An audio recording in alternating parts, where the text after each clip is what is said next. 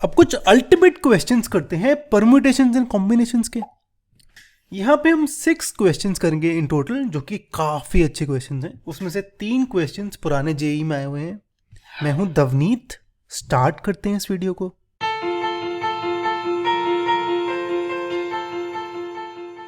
अब टीचू क्वेश्चन से स्टार्ट करते हैं। हमारा पहला क्वेश्चन है ये वाला। यहाँ पे हमसे पूछ रहा है 6 डिजिट नंबर्स बताओ टोटल जो कि इन 5 डिजिट से बने।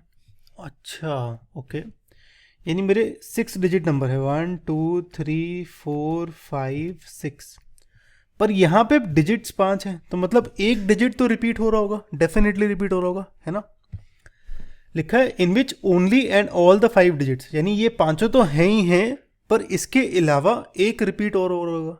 ठीक है, तो अब पहला काम तो हमारा ये होगा कि जो रिपीटेड नंबर है, रिपीट जो हो रहा है, पहले तो वो निकालूं।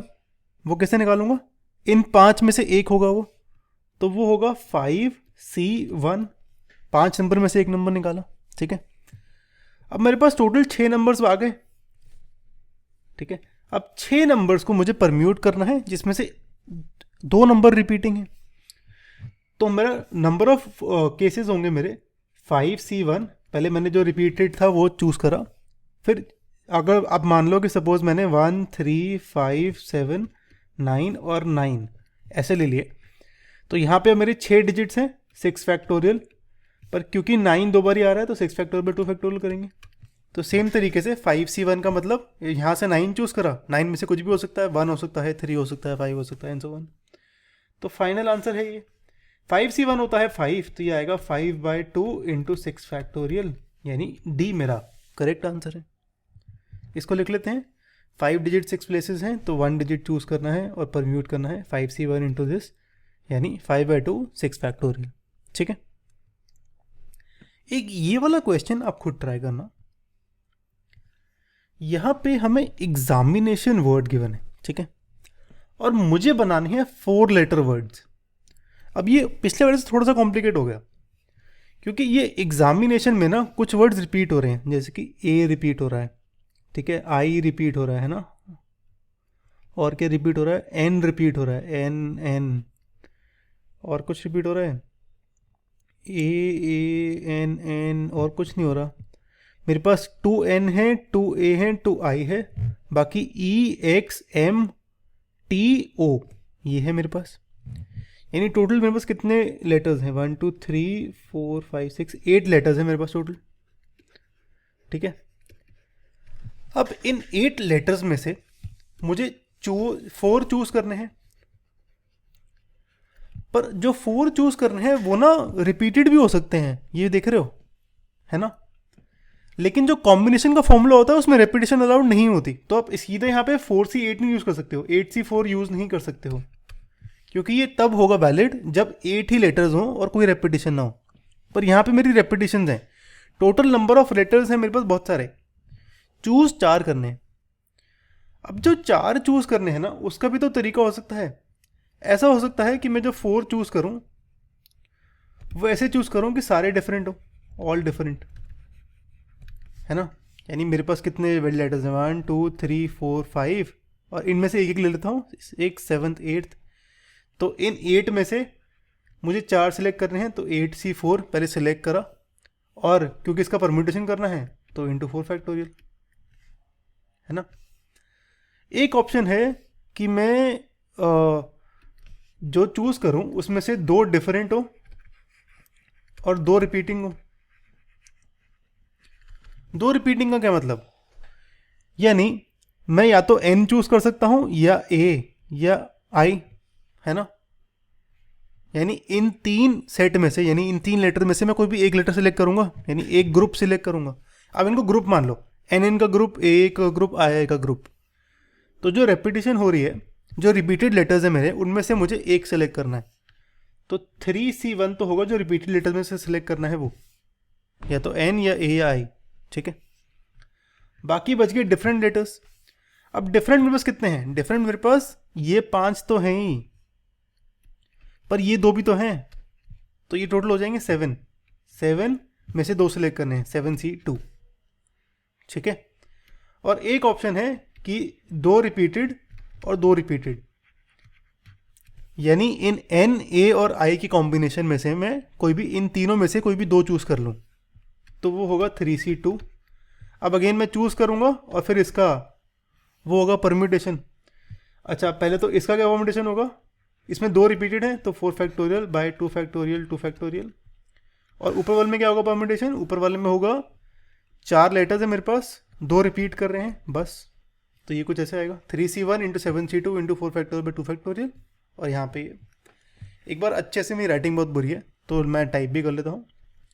अगर चारों डिफरेंट है, 2 सेम 2 डिफरेंट, 2 सेम 2 सेम, चारों डिफरेंट है तो 8p4 यूज़ कर सकते हो या 8c4 into 4 factorial, answer same ही आएगा, आप देख के चल लो। क्योंकि अच्छा, ये मैंने समझाया था परम्यूटेशन कॉम्बिनेशन जब फॉर्मूला कर रहे थे तब समझाया था ये कि 8c4 इंटू 4 फैक्टोरियल और 8p4 सेम चीज़ होती है, ठीक है। इसका मतलब ये होता है कि पहले 4 चूज़ करें और फिर उनको परम्यूट कर दिया, ठीक है। तो इसका फॉर्मूला अगर देखें तो ये आएगा 8 factorial by 4 factorial 4 factorial into 4 factorial, तो ये और ये कैंसिल, तो ये आएगा 8 फैक्टोरियल बाय 4 फैक्टोरियल, और ये भी सेम ही आएगा 8 फैक्टोरियल बाय 4 फैक्टोरियल, ठीक है।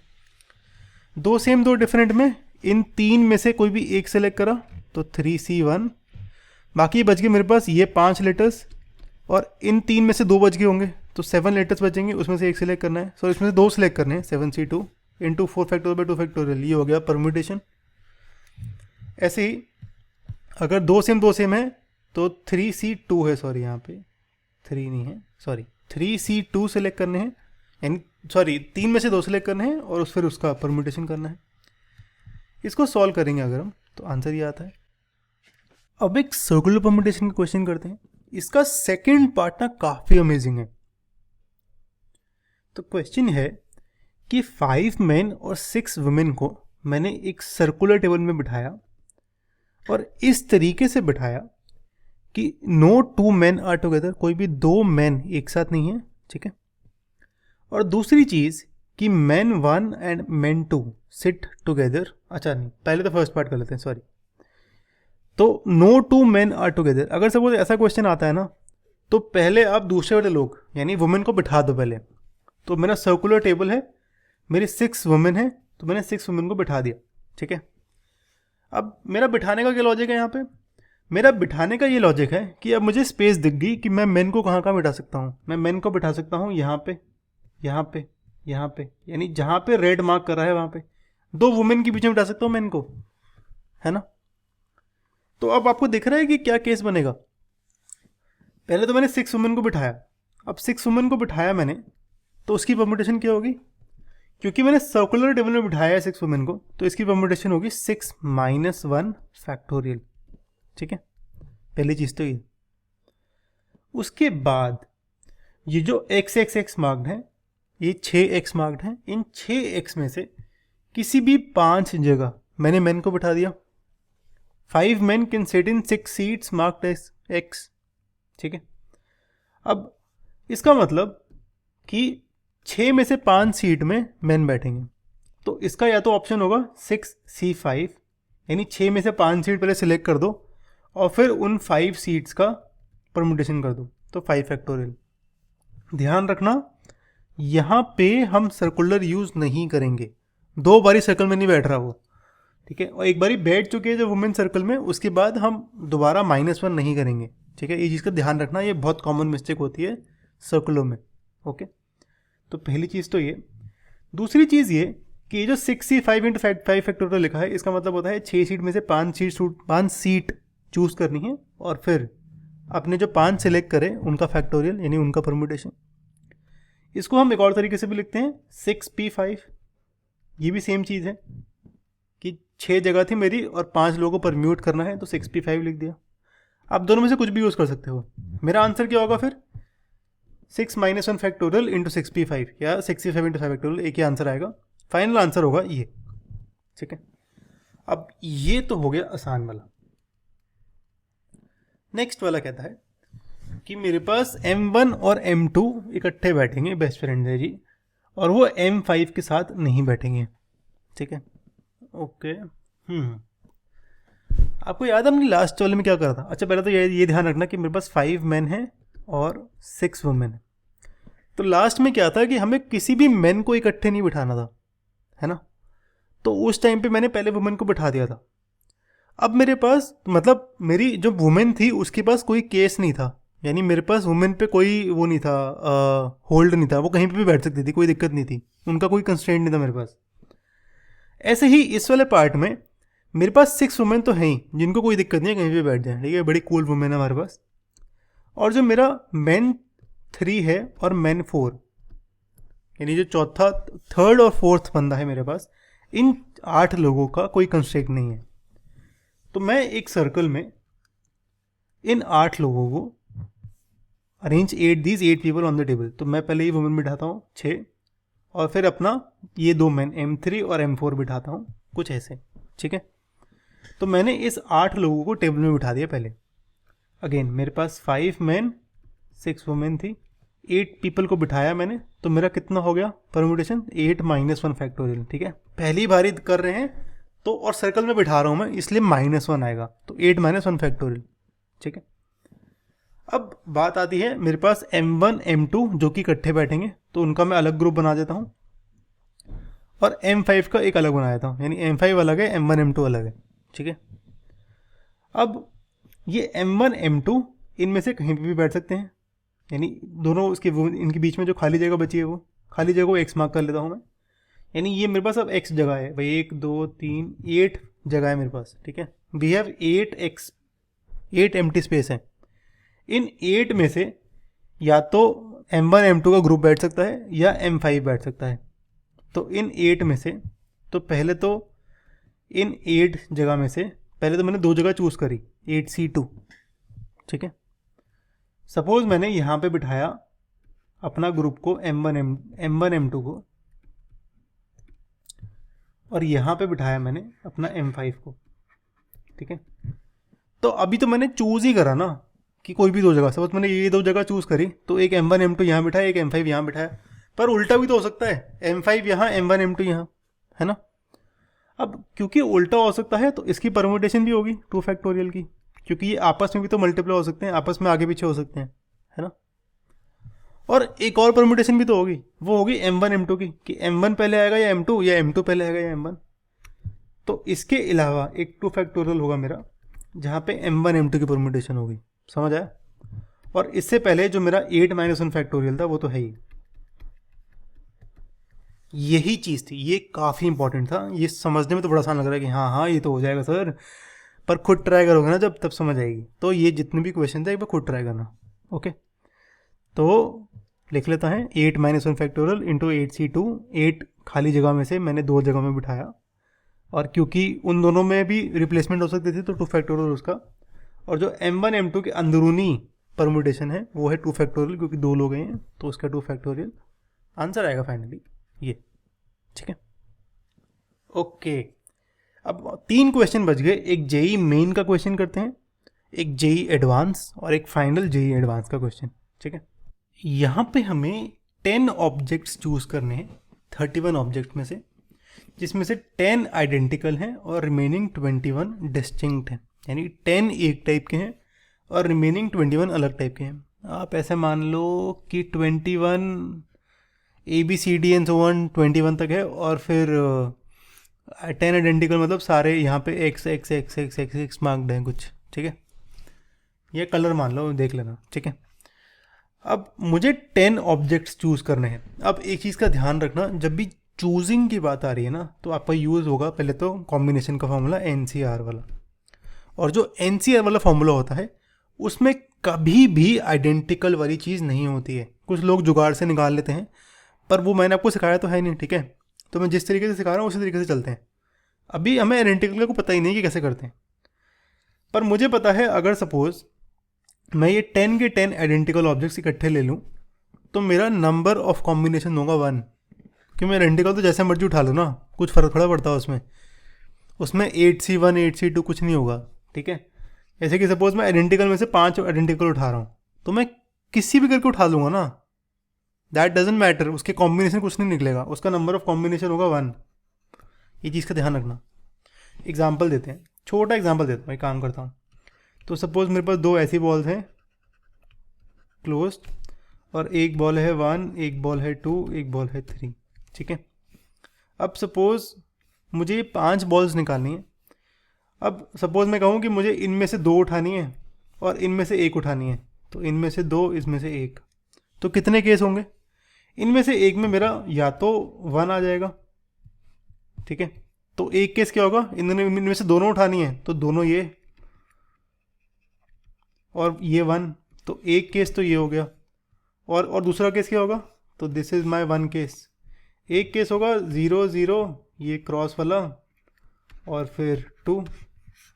एक केस होगा कि क्रॉस वाला 0 0 और 3। कितने केस हुए? 3 केस हुए। और 3 केस कैसे निकले हमारे? 3 केस निकले हमारे 3C1 से, है ना, क्योंकि 3 में से एक ही तो चूज़ करा मैंने। ऐसे ही अगर आप 2 चूज़ करोगे ना तब आपके उतने केस बन जाएंगे, मतलब ऐसे ही हो जाएगा। तो 3C2 चूज़ करोगे, उसके भी 3 केस ही बनेंगे आपके, इसका कोई केस बनेगा ही नहीं, लॉजिक ही नहीं बनता कोई, समझ रहे हो। 3C2 3 होता है ना, 3C2 3, हाँ 3 होता है, तो इसका कोई लॉजिक बनेगा ही नहीं, क्योंकि ऑर्डर मैटर थोड़ा करता आपको ऑर्डर मैटर नहीं करता, आप चूज़ कर रहे हो बस, ऑर्डर नहीं मैटर करता। ओके, तो मतलब ये समझ आया कि आइडेंटिकल का चूज़ करने का तरीका एक ही होता है, इट इज़ 1। ओके, अच्छा, तो अब मुझे 10 ऑब्जेक्ट्स चूज़ करने हैं, तो मेरे पास एक ऑप्शन ये हो सकता है कि मैं 0 आइडेंटिकल ऑब्जेक्ट्स लूँ, सारे अलग ऑब्जेक्ट्स लूँ, सारे डिस्टिंक्ट ऑब्जेक्ट्स। तो यानी जो 21 में से मैंने यही 10 चूज़ कर लिए, तो 21C 10 हो गया यहाँ पे, ठीक है। और क्योंकि इसको चूज़ नहीं करता उसके नंबर ऑफ वेज आएंगे ही नहीं। पर अगर मैं एक आइडेंटिकल ऑब्जेक्ट चूज़ करूँ तो बाकी कितने बचे? 9, और 9 चूज़ करूँगा इन 21 में से, तो वो होगा 21C 9। पर ये 1 चूज़ करने का तरीका एक ही होगा, क्योंकि इसको तो ऐसे ही उठा रहा हूँ ना मैं, कोई चूज़ करने का होगा ही नहीं, इसका नंबर ऑफ चूजिंग कुछ नहीं होगा। ऐसे ही अगर मैं 2 चूज़ कर लूँगा इसमें, तो इसके नंबर ऑफ वेज भी होगा 1 इंटू 2 इंटू नहीं होगा, कोई तरीका ही नहीं है ना, और सारे सेम है। पर यहाँ पे चेंज हो जाएगा, डिस्टिंक्ट ऑब्जेक्ट्स यहाँ पे 8 हो जाएंगे, तो ये आएगा 21 में से 8 चूज़ कर रहे हैं, 21C 8। ऐसे ही 3 4 5 and so one. Identical object पहले 0 था, 1 था, 2 था, 3 था, फिर फाइनली जब क्या हो जाएगा 10 हो जाएगा। तो 10 आइडेंटिकल ऑब्जेक्ट्स, 0 डिस्टिंक्ट ऑब्जेक्ट्स। तो इसमें क्या होगा, इसमें मेरा नंबर ऑफ वेज होगा, इसका तो 1 ही ऑब्जेक्ट 1 ही वे है 1, और इसका होगा 21C 0, है ना। तो यहाँ पे मेरा जो टोटल नंबर ऑफ वेज आया वो कुछ ऐसे आया, ठीक है। इस क्वेश्चन में पहली चीज़ तो ये थी, पहला पार्ट ऑफ द क्वेश्चन, तभी ये मेंस में पूछा गया है कि अच्छा ये कैसे निकालना है, अच्छा ऐसे निकालना है। पर लोग ना यहाँ आके फंस जाते हैं कि सर अब क्या करें। इसके लिए हमारा एक फॉर्मूला होता है NC0 NC1 NC2 NCN वाला, ये होता है 2 की पावर n। ये अगर आपने नोटिस करा होगा, ये बाइनोमियल थ्योरम से ये आता है। अगर आप बाइनोमियल थ्योरम में 1 + 1 की पावर n लगाओगे तो वो यही निकल के आ जाएगा, ठीक है। इसमें मैं n की वैल्यू 21 पुट करता हूँ पहले, तो n की वैल्यू 21 करी, 21C 0 21C 1 21C 2, ये जाएगा 21C 21 तक, और ये इक्वल होगा 2 की पावर 21 तक, ठीक है। अब मैं यूज़ करूँगा ये वाला फॉर्मूला, NCR होता है NCn-R, यानी 21C 0 होगा मेरा 21C 21 के इक्वल, ऐसे ही 21C 1 होगा 21C 20 के इक्वल, ठीक है। ऐसे ही 21C 2 क्या होगा 21C 19 के इक्वल। तो मतलब पहले तो मैं 21C 0 से लेकर 10 तक ऐसे लिख देता हूँ, फिर 11 को अलग, 12 को अलग, ये 13 है सॉरी, 13 को अलग, एंड सो ऑन 21 को अलग। अब यहाँ पे 21C 11 क्या होगा, 21C 11 ये होगा 21C 10 के इक्वल। ऐसे ही ये क्या होगा, मैंने ये वाला फॉर्मूला यूज़ करा, NCR होता है NCn-R, तो यहाँ पे 21C 12 होगा 21C 21 - 12, ये आएगा 21, सॉरी ऊपर 21 था 12 लिख रहा हूँ मैं गलती से, 21C 21 - 12 होगा 9, है ना। ऐसे ये होगा 21C 8, और ये होगा 21C 0 C0, ठीक है। तो मेरी यही चीज़ 21C 0 से 21C 10 यही रिपीट होगी यहाँ पे, है ना। तो मैं 2 मल्टीप्लाई कर सकता हूँ यहाँ पे कुछ ऐसे, फिर 2 डिवाइड कर देता हूँ, तो ये हो जाएगा 2 की पावर 21 माइनस 1 यानी 2 की पावर 20। ठीक है, तो यहाँ पे मेरे टोटल नंबर ऑफ केस ये थे, तो ये आ गया 2 की पावर 20। ठीक है, ऐसे निकालते हैं आंसर, समझ रहे हो? ओके, अब करते हैं एक जेई का एडवांस्ड क्वेश्चन, ये वाला। यहाँ पे हमें लेटर्स गिवन है ABCD जे तक, मुझे 10 लेटर वर्ड बनाना है। ठीक है, अच्छा ये कितने लेटर थे ये गिन लेते हैं, 4 4 8, ये 10 लेटर्स ही हैं। तो इन 10 लेटर्स में से मुझे 10 लेटर वर्ड ही बनाना है। अब कुछ कुछ गिवन है X be the number of words जहाँ पे कोई लेटर रिपीट नहीं होता, where no letter is repeated. यानी इन 10 में से ही 10 उठाना है और उनको परम्यूट करना है, तो वो होगा मेरा 10p10। 10 में से 10 उठाने का मतलब क्या होगा, या तो 10 फैक्टोरियल लिख दो सीधा, या 10p10 लिख दो, एक ही बात है। यानी x जो है मेरा वो आएगा 10 फैक्टोरियल। नो लेटर रिपीटेड होगा तो x की वैल्यू 10 फैक्टोरियल होगी। ठीक है, अब कह रहा है y be number of words जहाँ पे exactly 1 letter is repeated twice and no other letter is repeated. अच्छा, तो मेरा अब 10 लेटर वर्ड है, उसमें से 1 लेटर रिपीटेड ट्वाइस।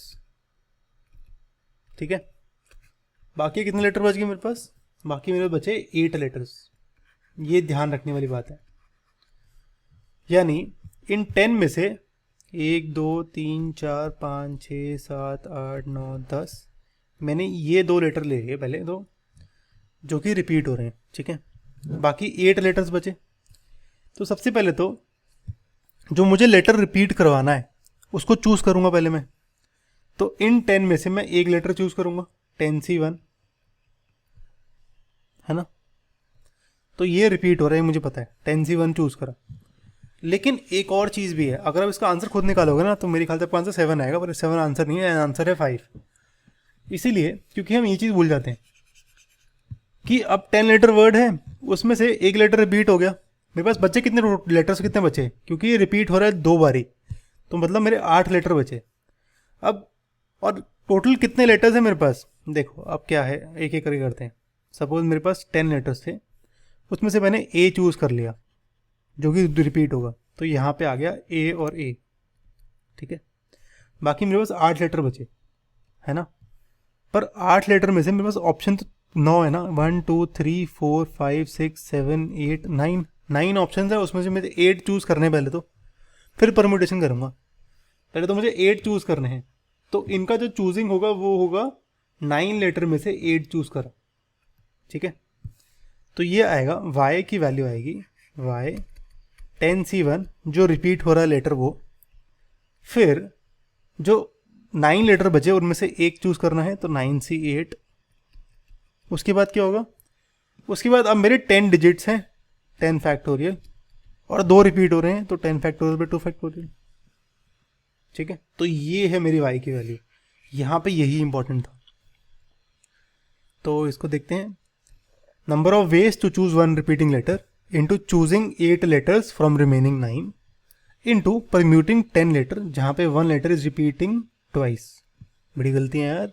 अच्छा चलो ठीक है, इग्नोर मार देना यार प्लीज़, माफ़ कर देना। ठीक है, तो ये कुछ ऐसे। अब यहाँ पे इसकी वैल्यू 10, इसकी वैल्यू 9, इसकी वैल्यू ये 2, और इसको डिवाइड करते हैं, ये 5 आएगा, तो ये आएगा 45 इंटू 10 फैक्टोरियल। मुझे निकालना है y बाय 9x। y था 45 इंटू 10 फैक्टोरियल, x था 10 फैक्टोरियल, उसे 9 मल्टीप्लाई करा, 10 और 10 कैंसिल, 9 5 45, तो आंसर आएगा मेरा 5। ठीक है, अब एक लास्ट क्वेश्चन करते हैं, इसे तो बिल्कुल मिस ना करना। ठीक है, ये वाला यहाँ पे गिवन है, let n be number of ways in which 5 boys and 5 girls can stand in a queue मतलब लाइन में खड़े होंगे वो, in such a way that girls stand consecutively in the queue. अच्छा, तो जो मेरी 5 गर्ल्स हैं इसका मेरा एक बॉक्स बनेगा, क्योंकि ये इकट्ठे होंगे हमेशा। इसके अलावा मेरे बॉय 1 है, बॉय 2 है, बॉय 3 है, बॉय 4 है और बॉय 5 है। ठीक है, तो मेरे पास ये 1 2 3 5 बॉयज़ और ये गर्ल का ग्रुप, तो मेरे पास 6 ग्रुप्स हैं मेरे पास। और इनका फैक्टोरियल करना है, यानी पहले तो इनको परम्यूट करते हैं, 6 फैक्टोरियल होगा ये, ठीक है। और फिर जो 5 गर्ल्स हैं इनके अंदर ही अंदर परम्यूटेशन भी होगा, तो इनटू 5 फैक्टोरियल होगा, ठीक है। तो n की value number of ways where this is happening, ये आ गया मेरा कुछ ऐसे, ठीक है। तो इसको लिख लेते हैं, 5 गर्ल्स भी 1 ऑब्जेक्ट, परम्यूट 6 ऑब्जेक्ट्स, एक गर्ल का ऑब्जेक्ट प्लस 5 बॉयज, 5 बॉयज, तो ये कुछ ऐसे। अब m का कुछ कहानी गिवन है, वो हम नेक्स्ट पेज में देखते हैं। m में गिवन है, m कहते हैं नंबर ऑफ वेज जहाँ पे 5 बॉयज और 5 गर्ल्स को स्टैंड कराना है ताकि 4 girls stand consecutively in the cube. Okay, अब यार इसका ना एक तरीका मैंने करा है, पर वो आपको तभी समझ आएगा जब आप गलत करोगे इसको। कैसे, एक बार गलत करके देख लेते हैं। यानी जो मैंने करा था, मैंने पहले भी गलत ही करा था। मैंने कैसे करा था कि 4 गर्ल्स हैं, तो मैंने मान लिया कि 4 गर्ल्स का एक ग्रुप है, ठीक है। हाँ, गर्ल्स लिखा है, मजाक न उड़ाना। 5 बॉयज़ है मेरे पास, B1 B2 B3 B4 B5, और मेरे पास एक गर्ल बच गई मेरी, तो इंटू 1 गर्ल का ग्रुप है, ठीक है। तो मैंने क्या करा, मेरे पास कितने ऑब्जेक्ट्स हैं, मेरे पहले तो मैं गर्ल्स चूज़ करूँगा, तो 5 गर्ल्स चूज़ करूँगा तो 5C4, तो ये होगा 5 गर्ल में से 4 गर्ल चूज़ करें जो कि इस बक्से में जाएंगी। फिर एक ये बॉक्स 1 2 3 4 5 6 7, तो इनका 7 फैक्टोरियल होगा, और जो गर्ल्स हैं उनका 4 फैक्टोरियल होगा, ठीक है। मैंने तो ऐसे चूज़ करा था, पर ना इसमें गड़बड़ हो गई। इसमें ये भी केस होगा, अच्छा ये बोलना नहीं चाहिए था मुझे सीधा ही, पर हाँ ठीक है, अब चलो बोल दिया। इसमें ना गड़बड़ ये हुई कि हमें कहना है कि एग्जैक्टली 4 गर्ल्स स्टैंड कंसेक्यूटिवली, पर आपका ये भी तो केस आएगा जहाँ पे ये 1 गर्ल और ये 4 गर्ल्स इकट्ठे हो जाएंगी, क्योंकि आपने करा ही ऐसे है ना। 7 फैक्टोरियल जब आपने करा तो उसमें ये भी तो केस आएगा जब वहाँ पे 1 गर्ल और 4 गर्ल ये इकट्ठे हो जाएंगे, या तो ये पहले होगी ये बाद में, या उल्टा होगा। ये वाले केसेस भी तो होंगे, पर हमें ये नहीं लेने हैं, है ना। तो कुछ और तरीका यूज़ करना पड़ेगा अब आपको। और तरीका क्या है, आप पहले बॉयज़ को खड़ा करो, B1 से लेके B5 तक बॉयज़ को खड़ा कर दिया। अब बॉयज़ की आगे पीछे जगह है जहाँ पे गर्ल्स जा सकती हैं। कितनी जगह है मेरे पास, 1 2 3 4 5 6 स्पॉट्स है जहाँ पे या तो ये गर्ल का ग्रुप 4 गर्ल्स 4G लिख देता हूँ, और एक G वाला ग्रुप है। तो इन 6 स्पॉट्स में से कोई भी 2 स्पॉट में जाएंगी, या तो ये 4 गर्ल्स या ये वाली गर्ल, ठीक है। तो पहले तो सबसे पहले तो ये जो 5 बॉयज़ हैं इनका फैक्टोरियल होगा, तो 5 फैक्टोरियल तो इनका होगा पहले तो। फिर पहले तो मैंने 4 गर्ल्स चूज करी 5 में से, तो उसका होगा 5C4, ठीक है। अब जो मेरा गर्ल का ग्रुप बन गया उसका अंदरूनी फी फैक्टोरियल होगा, अंदर से भी परम्यूट करेंगे तो वो 4 फैक्टोरियल अलग, ठीक है। तो ये चीज़ तो अलग होगी। इसके अलावा अब मुझे चाहिए अलग अलग हो, या तो यहाँ पे हो या तो यहाँ पे हो। तो अब मेरे पास 6 केसेस हैं, यानी 6 एम्प्टी सीट्स हैं, उसमें से 2 फिल करनी है, ठीक है। तो वो होगा 6C2। सपोज मैंने चूज़ करी ये वाली और ये वाली चूज़ करी, तो हो सकता है कि मैं 4 गर्ल्स को यहाँ बिठा दूँ और एक गर्ल को यहाँ, है ना। पर उल्टा भी तो हो सकता है कि गर्ल को यहाँ बिठाओ 4 गर्ल को, तो जो भी चूज़ करा उसको 2 फैक्टोरियल से मल्टीप्लाई कर दो, क्योंकि ये 2 ग्रुप भी तो आपस में परम्यूट होंगे, ठीक है। तो फाइनल आंसर ये आएगा मेरा, ये कहानी बड़ी सी। Permute 5 boys, then choose 1 girl group, तो 5C4, और फिर and 6 places between the boys, और उसको परम्यूटेशन करना है। 5 factorial into 5C4 into 6C2, 2 factorial इसका और 4 फैक्टोरियल इसका। समझ आया? इसको सॉल्व करेंगे तो ये कुछ ऐसा आएगा। अब मुझे m/n निकालना है। m/n बड़ा प्यारा सा ये आया है। अब इसमें हमें अच्छे से डिवाइड करना है, गलती ना करना। तो पहले तो 5 फैक्टोरियल ये कैंसिल हुआ। 5 इंटू 4 फैक्टोरियल होगा 5 फैक्टोरियल, तो ये होगा 15 into 2 into 5 factorial by 6 factorial. तो ये आएगा 15 into 2 into 5 factorial by 6 into 5 factorial. 5 और 5 कैंसिल, ठीक है। 2 3 ज़ा 3 5 ज़ा, तो फाइनल आंसर आएगा 5। ठीक है, ये चीज़ का ध्यान रखना है, बहुत ही इंपॉर्टेंट क्वेश्चन था। ओके, यहाँ पे हमारी ये वीडियो ख़त्म होती है।